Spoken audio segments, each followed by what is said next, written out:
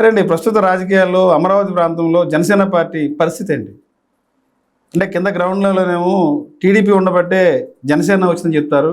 జనసేన మా వల్లే టీడీపీ వచ్చిందని చెప్తారు. ఏంటి అసలు ఈ 2 పార్టీల ఈక్వేషన్ గురించి ఏం చెప్తారు? అంటే 2 పార్టీలు కాదు. వాస్తవంగా ఆంధ్రప్రదేశ్లో కూటమి ప్రభుత్వం ఉంది. భారతీయ జనతా పార్టీ, తెలుగుదేశం, జనసేన పార్టీలు 3 కూడా కూటమి ప్రభుత్వమే వచ్చింది ఇవాళ. అంటే ఆ రోజు జగన్మోహన్ రెడ్డి గారు చేసేటువంటి అరాచకాలని, అక్రమాలని మరి ఎదుర్కోవాలంటే డెఫినెట్గా మరి ముగ్గురు కూడా కలిసి ఆ రోజు చేస్తున్నటువంటి అరాచక పాలన అంతం చేశారు. ఇవాళ ఇది ఏ ఒక్కరి క్రెడిట్ అనే దానికన్నా ఆ రోజు మెయిన్గా లీడ్ తీసుకుంది. పవన్ కళ్యాణ్ గారు లీడ్ తీసుకున్నారు.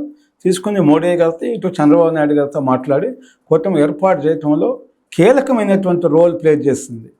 మనం ఏమైనా ఛాంపియన్ అంటాము, లేదా ఒక ఆపద్బాంధుడు అంటాము. ఆంధ్రప్రదేశ్ ప్రజలను కాపాడినవాడు పవన్ కళ్యాణ్ అనేది మనం 100% చెప్పాలి, తప్పదు. అది చంద్రబాబు నాయుడు వల్లే మా వల్లే జనసేనకి సీట్లు వచ్చినాయి, మా వల్లే జనసేనకి ఓట్లు పడి టీడీపీ చెప్పుద్ది. టీడీపీకి ఏమో జనసేన అంటారు మా వల్లే పార్టీ అధికారంకి వచ్చింది, మేము రాకపోతే టీడీపీ ఉందా అనేది ఒక వర్షన్. అంటే ఒకరు చెప్తారు. దీన్ని ఎలా చూడవచ్చు అంటారు? అంటే ఇక్కడ ఏంటంటే దీంట్లో నరేంద్ర మోడీ గారి యొక్క పాత్ర ఉంది, చంద్రబాబు నాయుడు గారి పాత్ర ఉంది, పవన్ కళ్యాణ్ గారి యొక్క పాత్ర ఉంది. ముగ్గురు పాత్ర వల్లే ఎన్నికల్లో గెలవటం జరిగింది. ఇది ఒక వ్యక్తి వల్ల కాదు.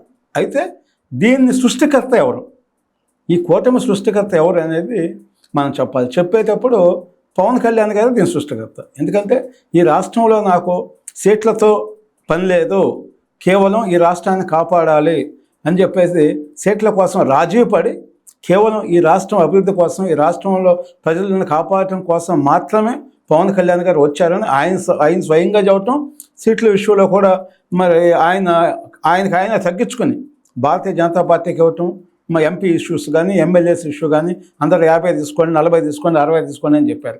కానీ ఇక్కడ నాకు సీట్లు కాదు ముఖ్యం, మనము కూటమి ద్వారా ప్రభుత్వాన్ని ఏర్పరచాలి, ప్రభుత్వం ఏర్పాటు చేసినాక ప్రజలకు మంచి పరిపాలన ఇవ్వాలి అనే దాని మీద తీసుకున్నాడు. దాంట్లో ఆ ఛాంపియన్ అయితే మటుకు ఎవరైతే గేమ్ చేంజర్ అంటామో ఆ గేమ్ చేంజర్ పవన్ కళ్యాణ్ గారు అంటాం. ఇలాంటి దాంట్లో అసలు మీకు వేరే సెకండ్ ఆప్షనే లేదన్నమాట.